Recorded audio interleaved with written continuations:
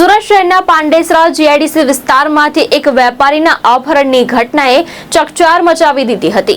પાંડેસરા વિસ્તારમાં વેપાર કરતા પ્રશાંત સરવૈયાનું 5 અજાણ્યા ઈસમોએ ગાડીમાં અપહરણ કર્યું હતું। ઘટના સામે આવતા જ પાંડેસરા પોલીસ તાત્કાલિક એક્શનમાં આવી હતી।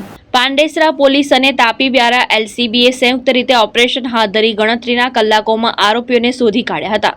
પોલીસે વ્યારા ટોલનાકા નજીક નાકાબંધી કરી અપહરણમાં સંડોવાયેલા આરોપીને ઝડપી પાડ્યા હતા। પોલીસે આરોપીની ચુંગલમાંથી અપહરણ થયેલા ભોગ બનનાર પ્રશાંત સરવૈયાની સહી સલામત છોડાવી લીધા હતા। પોલીસે આ મામલે શોએબ અખ્તર મોમીન, વસીમ અહેમદ શેખ, અશફાક અહેમદ અંસારી, મોહમ્મદ ઇબ્રાહિમ અંસારી અને અબ્દુલ મકલેફ અંસારી નામના 5 આરોપીની ધરપકડ કરી છે। પ્રાથમિક પૂછપરછ દરમિયાન સામે આવ્યું છે કે ધંધાકીય પૈસાની લેવડ દેવડને કારણે આ અપહરણની ઘટનાને અંજામ આપવામાં આવી હતી।